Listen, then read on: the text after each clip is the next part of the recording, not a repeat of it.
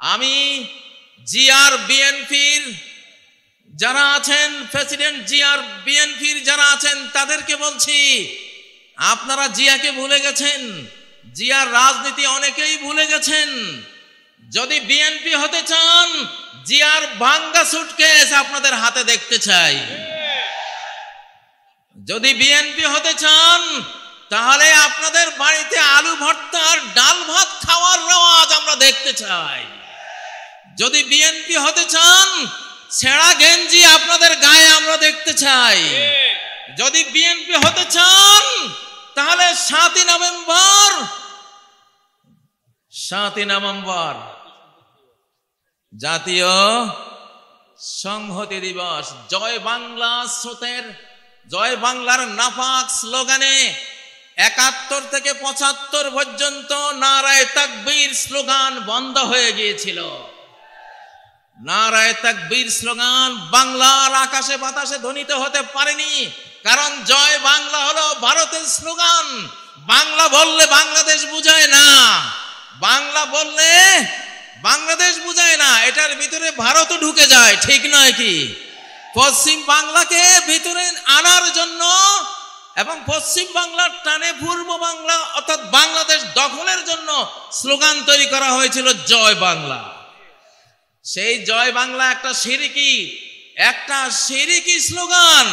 আমার লক্ষ্মীপুর জেলার বশিকপুর গ্রামের 12 বছরের ছেলে, লালবাগ মাদ্রাসার ছাত্র মৌলানা আব্দুল জব্বার সাহেবের ছেলে, ছোট্ট শিশু, মুক্তি বাহিনী, ওই সময়ের কিছু মুক্তি বাহিনী যারা ভারতের দালালি করত, সবাই না, সবার কথা বলছি না, ওই দালালগুলো বলল, এই ছেলে এইদিকে আয়, জয় বাংলা স্লোগান দেশে বলল আমি দেব না।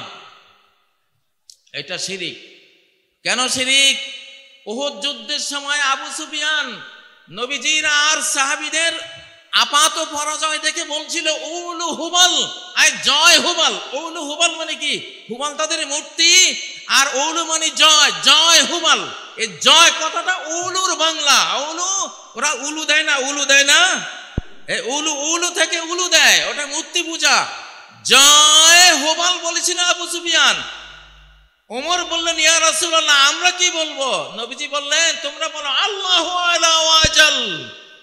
তো সেই উলু হুবালেরই অনুবাদ করে জয়, জয়ের সাথে যুক্ত হলো বাংলা জয় বাংলা, একটা শিরকি স্লোগান, ঠিক নয় কি? এই জন্যই আজকে ঘোষণা দিলাম, জয় বাংলার দিন শেষ, নারায়ে তাকবীরের বাংলাদেশ। আমি বিএনপিকে বলতে চাই, আপনাদের জিয়া, আপনারা জানেন না অনেকেই, আপনাদের জিয়া 7ই নভেম্বর এই স্লোগান 71-এর পরে নতুন করে এই বাংলাদেশকে উপহার দিয়েছিল। অতএব বিএনপিরও স্লোগান হবে নারায়ে তাকবীর, আল্লাহু আকবার, ঠিক নয় কি? কতগুলো উপজেলা নিয়ে একটা জেলা তৈরি হয়, কতগুলো জেলা নিয়ে একটা বিভাগ তৈরি হয়, কতগুলো বিভাগ নিয়ে একটা দেশ তৈরি হয়। শুরুটা কোত্থেকে হলো? ওই যে নরনারী থেকে। কোত্থেকে? নরনারীর পরিবার প্রথা থেকে। তোমরা এই, আমি আরেকটা স্লোগান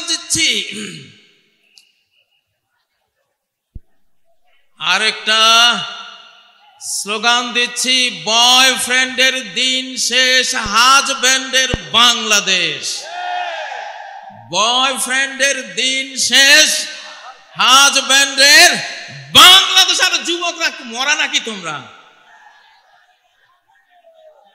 বয়ফ্রেন্ডের দিন শেষ, হাজব্যান্ডের বাংলাদেশ। এই স্লোগান তোলো না তোমরা এখান থেকে।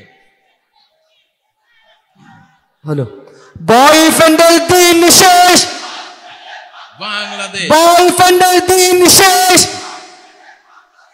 বয়ফ্রেন্ডের দিন শেষ, নারায়ে তাকবীর, আল্লাহু আকবার। আমাদের বিগত এক ফ্যাসিবাদী মোদিকে বয়ফ্রেন্ড বানিয়েছিল, আস্তাগফিরুল্লাহ। এইটা মানে সেইটা, বয়ফ্রেন্ডের দিন শেষ।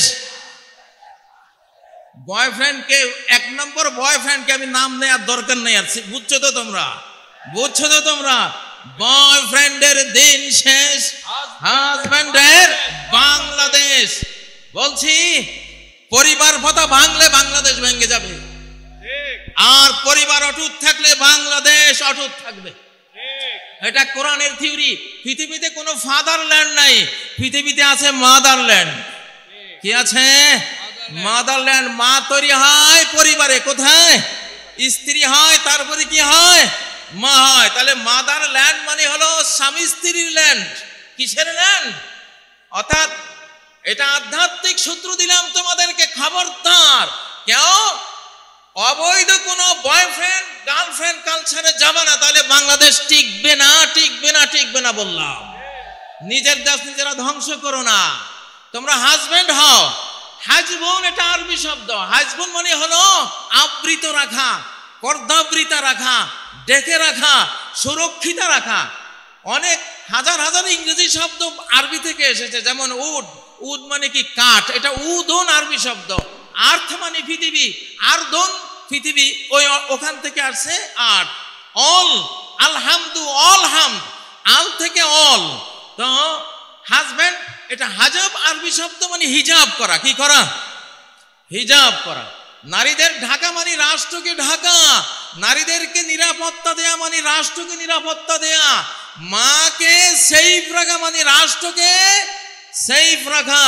মাকে সেফ রাখতে হলে আমাদের লাগবে পরিবার। কি লাগবে? কি লাগবে?